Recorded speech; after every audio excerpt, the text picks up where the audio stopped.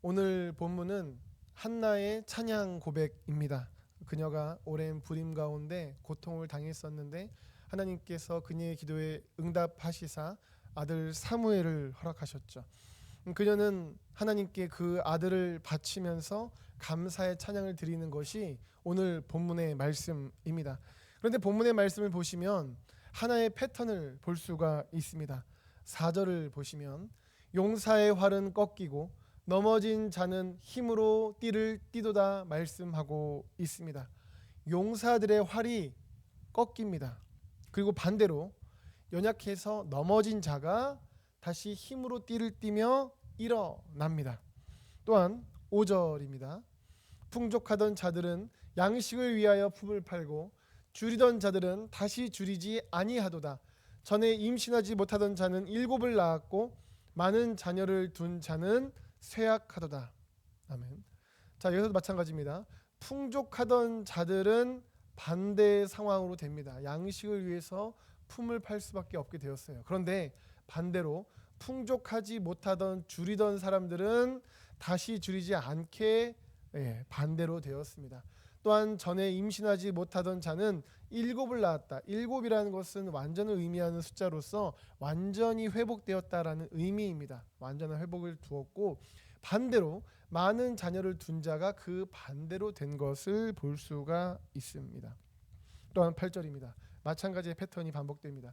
가난한 자를 진토에서 일으키시며, 그렇죠? 가난한 자가 진토에서 일어나죠. 빈궁한 자도 거름더미에서 올리사, 그렇죠? 회복되죠. 반대로 되죠. 귀족들과 함께 앉게 하시며 영광의 자리를 차지하게 하시는도다. 성경은 말씀하고 있습니다. 그러니까 이게 대체 무슨 말씀입니까? 한마디로 정리하면 잘난 사람은 망하고 망한 줄 알았던 사람은 잘 된다. 뭐 이런 이야기입니다. 그렇다면 왜 이러한 고백을 한나는 고백하고 있을까요? 잘난 사람은 다 망하고 망한 사람 다 잘 돼야 된다. 이것이 성경적이다. 뭐 이런 뜻이겠습니까? 그것이 아니고요.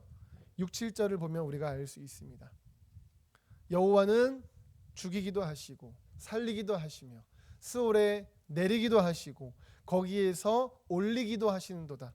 여호와는 가난하게도 하시고 부하게도 하시며 낮추기도 하시고 높이기도 하시는도다 말씀합니다.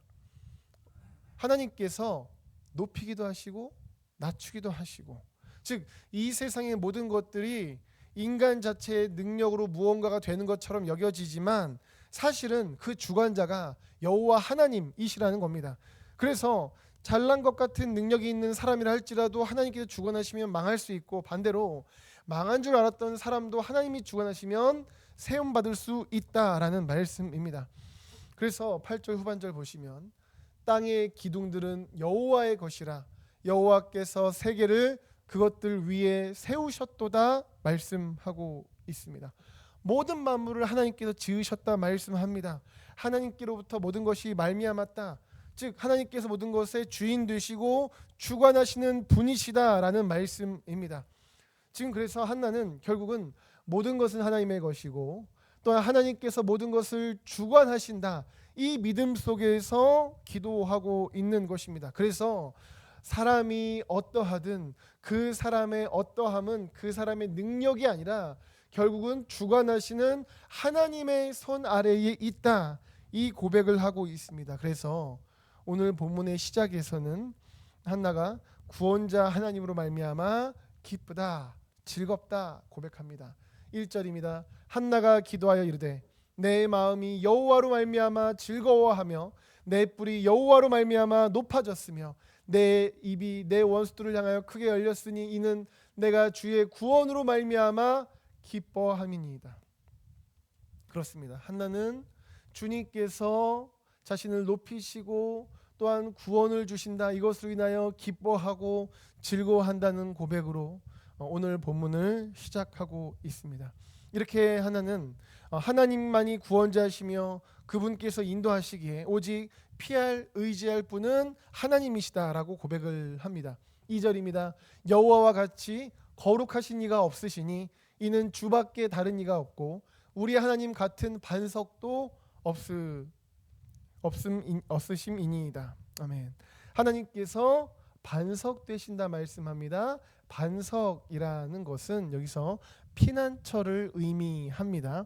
하나님께서 구원자이시고 주관자이시기 때문에 그분을 피난처 삼는 것이죠. 이것이 오늘 본문의 한나의 찬양의 고백을 관통하는 중요한 주제입니다. 그래서 주님이 주관자십니다. 우리의 구원 되시고 피난처가 되십니다. 이것이 일단은 핵심 한나의 고백입니다. 그런데 한나가 이렇게 고백을 하면서 동시에 드러나는 중요한 고백이 있습니다. 이것은 바로 하나님께서 거룩하시다라는 것입니다. 하나님께서 거룩하시다. 그렇다면 한번 생각을 해보겠습니다. 하나님이 피난처십니다. 하나님이 구원자십니다. 하나님이 우리의 주관자이십니다. 그러면 그분께 우리가 피하면, 그분께 우리가 나아가서 그분 아래에 있게 되면 우리는 어떤 상태에 있는 것입니까? 그분은, 하나님은 거룩하시기에 거룩함 안에 있게 되겠죠. 그렇습니다. 우리가 거룩함을 추구한다라는 것은 결국 거룩하신 하나님 안에 있는 것을 향해 나아간다는 것을 의미합니다. 세상의 다른 것을 의지하지 않고 여호와 하나님만을 의지하고 피난처 삼고 주관자 삼는 것, 이것이 바로 거룩이라는 것이죠. 거룩이라는 것은 거룩하신 하나님만 붙잡는 것입니다. 무엇을 하고 안 하고를 넘어서서 결국은 거룩하신 하나님, 피난처 하나님, 주관자 하나님을 붙잡고 그분 안에 거하는 것입니다. 그래서 오늘 본문 9절에서는 이렇게 말씀합니다. 그가 그의 거룩한 자들의 발을 지키실 것이요 악인들을 흑암 중에서 잠잠하게 하시리니 힘으로는 이길 사람이 없음이로다. 거룩하신 자들의 발을 지키신다 합니다. 왜요? 거룩한 자가 뭡니까? 거룩이라는 것이 뭡니까? 피난처 하나님만을 의지하고 붙잡고 그분 안에 거하는 거잖아요. 그러니까 그분 아래에서 있으니까 그분의 보호하심을 누리는 것이죠. 이렇게 우리는 하나님 안에서 그 보호하심, 은혜를 언제 누릴 수 있느냐? 거룩함을 향해 나아갈 때 누릴 수 있다는 겁니다. 어떤 목사님의 첫째 아들이 목사님께 폭탄 발언을 했습니다. 엄마 아빠는 나를 사랑하지 않는 것 같아. 깜짝 놀라서 왜 그렇게 생각하느냐라고 물어봤습니다. 그러자 그 아이가 말합니다. 내가 원하는 거를 안 사주잖아. 친구 부모님들은 게임할 수 있도록 노트북도 사주시는데 왜 엄마 아빠는 나한테 컴퓨터 안 사주냐? 따지는 것이었습니다. 아버지 목사님 입장에서야 그것이 어린 아들에게 아직은 좋지 않겠다, 이 아이가 그거를 잘 다룰 수 없겠다 싶어서 사주지 않으신 것인데, 즉 자녀를 사랑하는 마음으로 부모님은 아이에게 컴퓨터를 사주지 않으신 것인데, 자녀는 오히려 엄마 아빠가 자신을 안 사랑한다라고 생각이 된 것입니다. 목사님께서는 어떻게 자기가 게임하고 싶은데 그 게임할 수 있는 노트북 안 사줬다고 부모의 사랑을 의심할 수 있는가? 부모의 마음을 너무나도 모른다라고 하면서 아이가 야속하기도 했다라고 합니다. 하지만 깨닫는 것이 있어서 차분하게 이제 아이한테 말씀하신 것이죠. 얘야, 정말 중요한 것은 서로를 향한 믿음이란다. 원하는 것을 사줄 때만 사랑하는 것이 아니라 사주지 않는 것도 사랑해서 그렇다는 것을 알아야 해. 그게 아빠고 아들이야. 그게 부모와 자녀야. 이 관계를 잇는다면 내가 아무리 너에게 좋은 것을 사준다 한들 그게 무슨 의미가 있겠니? 잊지 마렴이라고 말씀하셨다고 합니다. 그러면서 이 말씀을 이제 아버지 목사님이 아들에게 하면서 순간 깨달아졌던 것이 있습니다. 그것은 하나님 앞에서, 아버지 하나님 앞에서 자신의 모습이었습니다. 왜냐하면 자녀의 모습 안에 하나님 앞에서의 자기 모습이 담겨 있었기 때문이었습니다. 하나님께서는 변치 않는 사랑의 증거, 십자가를 주셨죠. 그것을 통해서 하나님의 사랑을 확실하게 보여주셨죠. 그래서 응답하셔도 나를 사랑하셔서, 응답하지 않으셔도 나를 사랑하셔서라는 것을 우리가 잘 알고 있습니다. 그럼에도 불구하고 마치 어린아이처럼 기도에 응답 없으면 하나님의 사랑이 멀게 느껴졌던 것이죠. 그것이 그 목사님 안에 깊게 부딪히셨다라고 합니다. 세상을 살아가다 보면 하나님께서 내 기대와는 다르게 응답하시고 인도하실 때가 있는 것 같다라고 여겨질 때가 참 많죠. 심지어는 내가 원하는 것에는 하나님께서 전혀 관심이 없으신 것 같아서 혹시 하나님께서 나에게 관심이 없으신가? 나를 사랑하지 않으시나? 하는 생각이 우리 안에 들 수도 있습니다.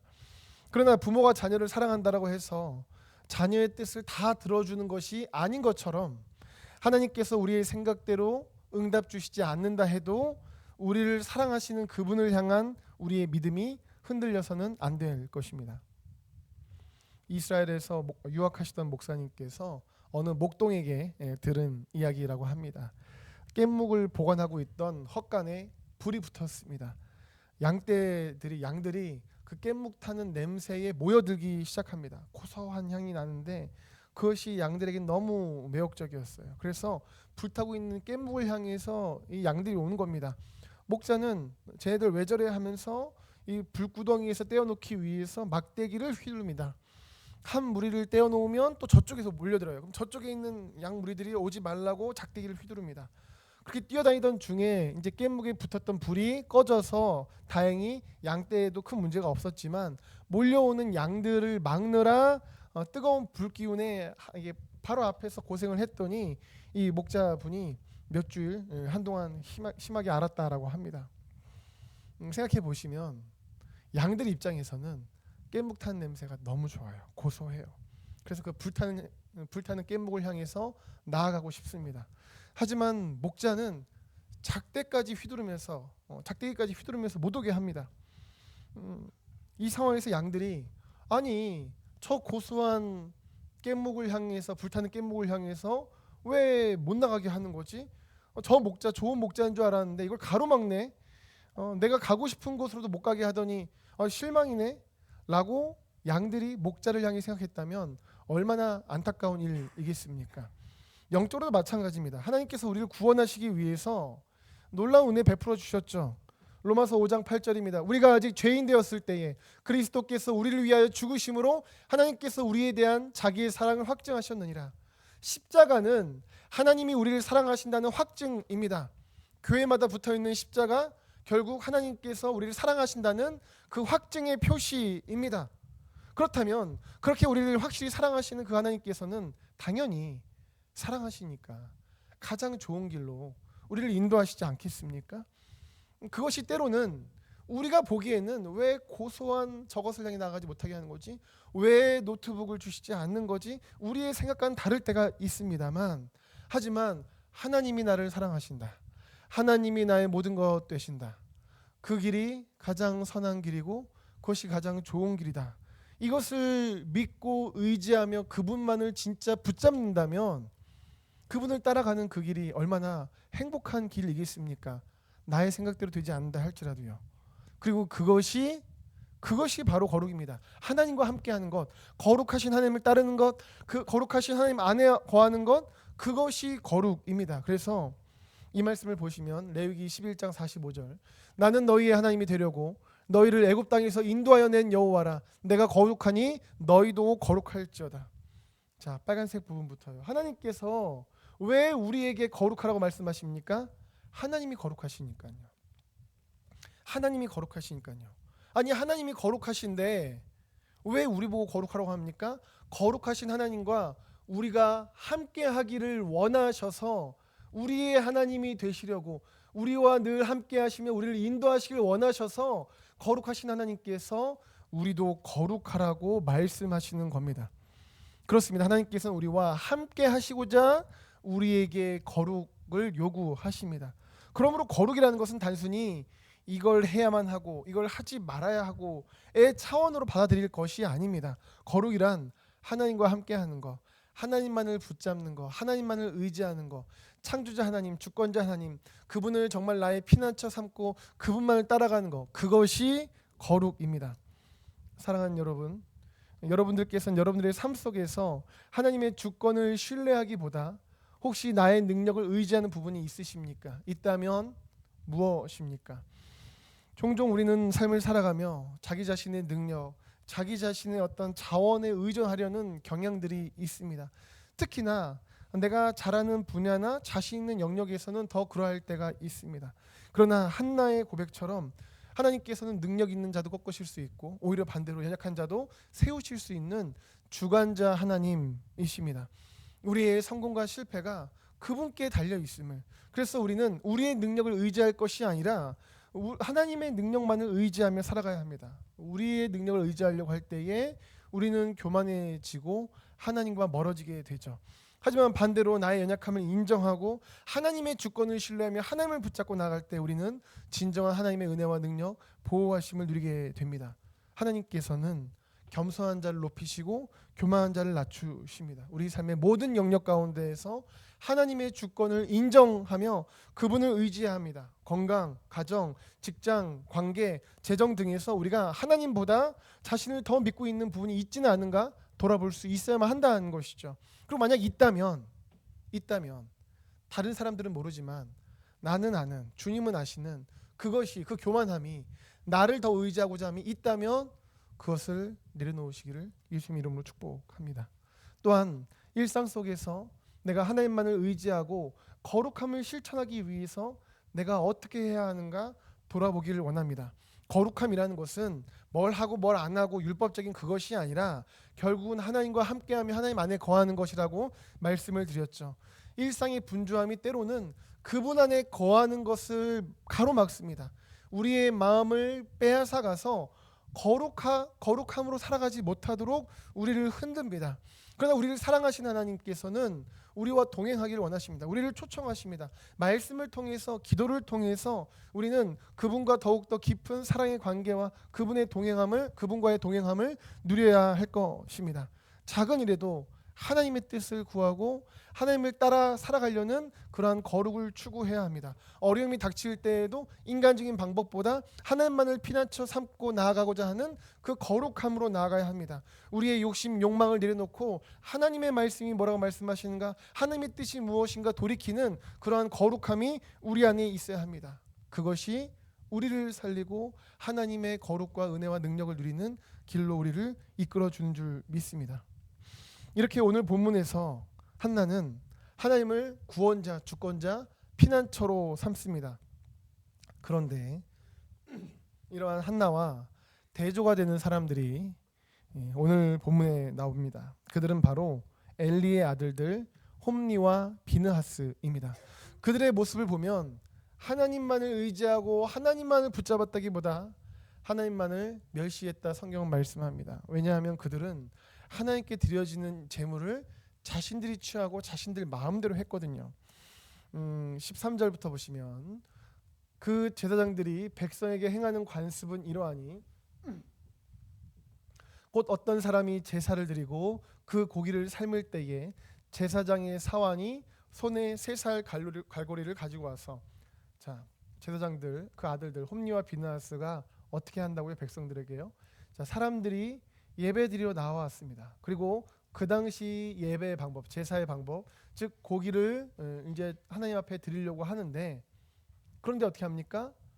정해진 하나님의 방법을 완전히 어겨버립니다. 사환이, 종이 3살 갈고리를 가지고 옵니다. 그리고 세 번째 줄, 그것으로 냄비에나 솥에나 큰 솥에나 가마에 찔러 넣습니다.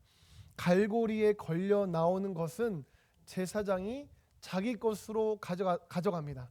그리고 실로에서 그곳에 온 모든 이스라엘 사람에게 이 제사장과 제사장의 사환들이 이렇게 행하고 있습니다.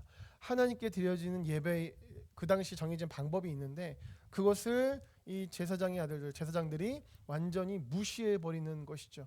이어지는 말씀입니다. 기름을 태우기 전에도 제사장의 사환이 와서 제사 드리는 사람에게 이르기를, 제사장에게 구워드릴 고기를 내라. 뭡니까? 하나님께 드릴 그 제물을 내놓으라는 겁니다.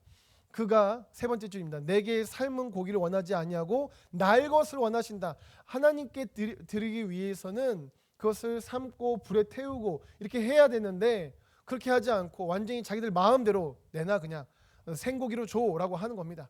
그 사람이 이르기를, 그러니까 제사 드리려고 온 사람입니다. 반드시 먼저 기름을 태운 후에 그 다음에 너의 마음에 원하는 대로 가져가라. 아니, 정해진 제사의 방법이 있는데, 예배의 방법이 있는데 이러시면 안 되죠. 먼저 이것을 드린 다음에, 하나님께 드린 다음에, 그런 다음에 가져가십시오 라고 하자 그가 말하기를, 아니라 지금 나에게 내라. 그렇지 아니하면 내가 억지로 빼앗으리라 하였으니 라고 말하고 있습니다. 완전히 마음대로 하고 있습니다. 하나님께 드려지는 예배, 하나님께 드려지는 제사를 완전히 자기 마음대로 막 무너뜨리고 있습니다.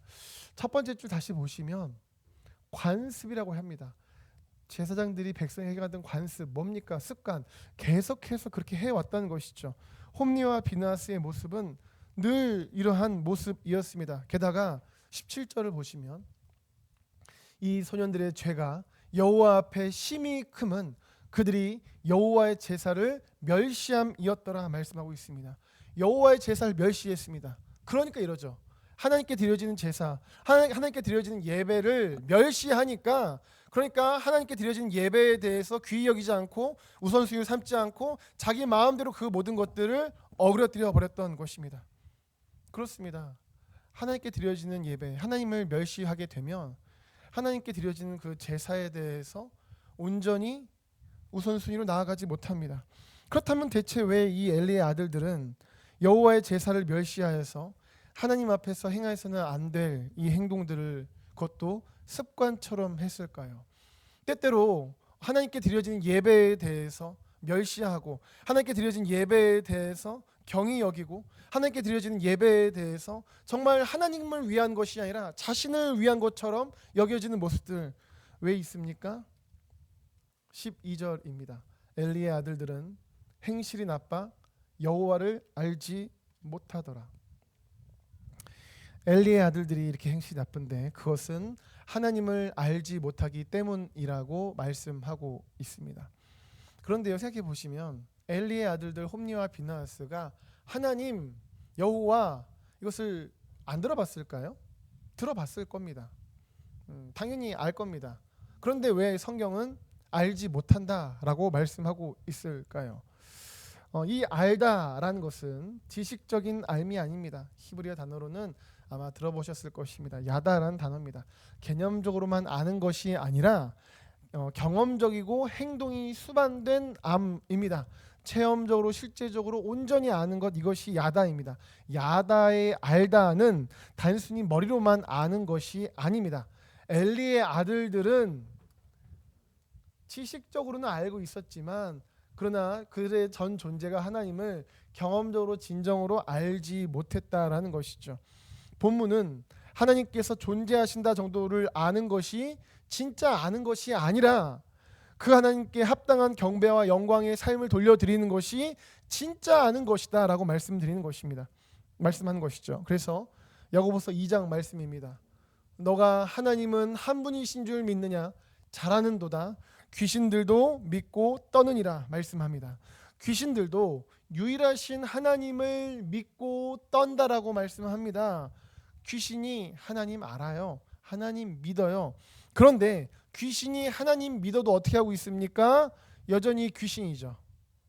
마귀의 졸개로서 하나님을 대적하고 할 수만 있으면 믿는 자도 넘어뜨리려고 열심히 하나님 반대의 역할을 하고 있는 것이 귀신이죠.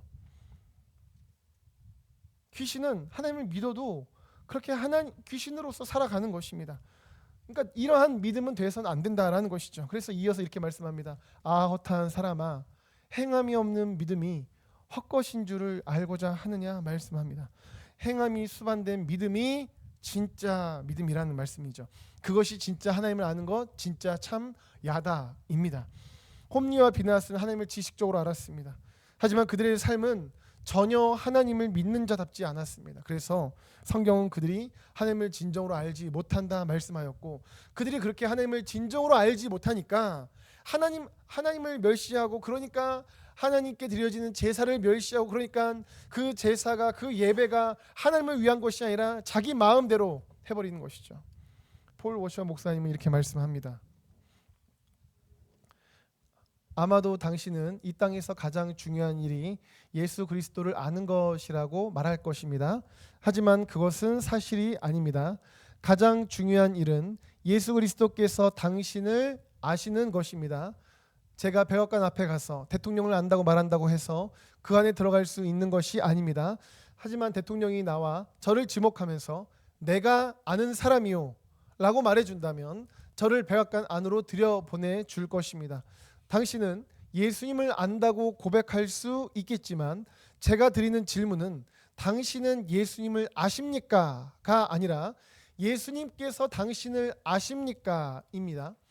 누군가 법에 관해 이야기하거나 우리가 해야 하는 것과 하지 말아야 하는 것에 대한 성경적 원리를 말하거나 우리가 어떻게 살아야 하고 어떻게 살지 말아야 하는지 말하기를 시작하면 사람들은 하나같이 이렇게 소리를 지릅니다. 율법주의자다. 그러나 예수님은 다음과 같이 말씀하십니다. 법을 무시하며 살아가는 자들아, 나를 떠나라. 나를 주님이라고 부르지만 너희는 내가 법을 준 적이 없는 것처럼 살았다. 마태복음 7장 23절의 말씀에서 비롯되었습니다. 오늘날에는 그리스도인 대다수가 고작 문 하나를 통과하고 이렇게 소리칩니다. 하나님을 찬양하라. 그런 다음 세상과 다름없이 살아가며 모든 것이 잘 되어 간다는 듯이 행동합니다. 사탄도 예수님이 주님이신 줄 압니다. 당신의 삶은 변화하는 종입니까? 주님께서 우리를 아는 것이 진정으로 중요합니다. 마태복음 7장에서 나오죠. 마지막 날 주 앞에 섰습니다. 그런데 주님께서 불법을 행한 자들아 내게서 떠나가라 말씀하십니다. 그들은 주님을 위해서 여러 가지 일을 한다고 했지만 결국은 그들이 진정으로 주님을 따르지 않았던 것입니다. 불법을 행한 자들아 주님을 따르지 않았다는 것입니다. 그러니까 주님께서는 마태복음 7장에서 결국 무엇을 말씀하십니까? 주님을 따라 살아가는 것, 그것이 정말 주님께서 우리를 아는 것이다. 그리고 그것이 진짜 믿음이다 라고 마태복음 7장에서는 말씀하는 것입니다. 이렇게 우리 마음대로 살지 않고 주님을 멸시하지 않고 주님을 주님으로서, 주님을 구원자로서, 주님을 피난처로서 모든 것의 주권자가, 그래서 살리기도 하시고 죽이기도 하시고 높이기도 하시고 낮추기도 하시는 그분이 하나님이시다라는 것이 진정한 믿음인데, 그것이 진짜 야단데, 그것을 오늘 설교 초반에 두 글자로 뭐라고 말씀드렸습니까? 거룩입니다. 거룩. 주님을 믿는 자답게 진짜 믿음으로 살아가는 것, 그것이 거룩입니다. 그리고 하나님께서는 그 거룩한 자의 발을 지키신다 말씀하죠. 우리가 진짜 하나님을 알아서 하나님을 믿음으로 하나님을 붙잡고 살아가면 하나님께서는 지키시고 인도하시고 보호하십니다. 그래서 잠언 3장에서도 이렇게 말씀하죠. 같이 잠언 3장 6절 고백합니다. 시작. 너는 범사의 그를 인정하라. 그리하면 내 길을 지도하시리라. 아멘. 이 말씀의 원문을 다시 직역을 해보자면 이렇습니다. 모든 길에서 너는 그를 알아라. 그리하면 그가 너의 길을 평탄하게 하실 것이다. 원문을 다시 직역하면 이런데요. 여기서 인정하라라고 된 것이 원문을 보시면 야다입니다. 알라는 것입니다. 지식적으로가 아니라 진짜 하나님을 믿는 믿음으로 알며 살아갈 때 하나님께서 그 길을 지도하시고 평탄케 하시겠다는 것이죠. 또한 이 말씀도 우리가 같이 읽어보겠습니다. 시편 91편 14절 시작. 하나님이 이르시되 그가 나를 사랑한즉 내가 그를 건지리라. 그가 내 이름을 안즉 내가 그를 높이리라. 아멘. 여기서도 이 빨간색 부분이요, 내 이름을 안즉 할 때 역시 야다라는 동사가 쓰였습니다. 우리가 하나님의 놀라운 능력의 이름을 알 때, 정말 야다의 믿음으로 살아갈 때에, 하나님만을 진정으로 믿는 자답게 살아갈 때에 하나님께서 우리를 인도하신다, 건지신다, 약속하십니다. 사랑하는 성도 여러분, 여러분들께서는 하나님을 지식으로만 알지 않고 진정으로 알고 계십니까? 안타깝게도 많은 이들이 하나님에 대해서 머리로는 알고 있지만 실제 삶에서는 그분을 경험하지 못하고 살고 있습니다. 엘리의 아들들처럼 하나님을 안다 해도 그분의 뜻에 순종하지 않으면, 그러면 그것이 제사를 멸시한 것, 예배가 무너지고 그리고 진정한 알므로 이어질 수가 없다라는 것이죠. 하나님을 진정으로 안다는 것은 그분과의 인격적인 관계를 맺습니다. 그분의 말씀을 따라서 삶이 변화가 됩니다. 예배가 변화가 되고 예배하는 나의 어떤 중심이 변화가 되고, 그리고 삶의 예배가 변화되어서, 삶의 예배가 무엇입니까? 우리가 삶 속에서, 가정 속에서, 삶의 터전 속에서 살아가는 매 순간이 하나님이 기뻐 받으실 삶의 예배 아닙니까? 그것이 변화가 된다는 것이죠. 우리의 신앙이 혹시 단순한 지식이나 혹은 관습에 머물러 있지는 않은지 돌아보기를 원합니다. 우리는 삶의 결정과 선택에서 하나님의 뜻을 구하며 살아가야 할 것입니다. 이렇게 하나님을 진정으로 아는 것, 그래서 하나님을 주권자 피난처 모든 것을 붙잡고 살아가는 그러한 실제의 거룩의 삶은 결국은 하나님께서 인도하시고 이끄시는 은혜를 누리는 행복한 삶인 줄 믿습니다. 우리 모든 성도님들께서 이번 한 주도 이러한 거룩으로 살아가시기를 예수님의 이름으로 축복합니다. 하나님 안에 거함으로, 하나님만을 붙잡음으로 하나님께서 부으시고 이끄시는 놀라운 은혜가 귀한 인생과 가정과 삶의 터전 가운데 넘쳐나기를 예수님의 이름으로 축복합니다.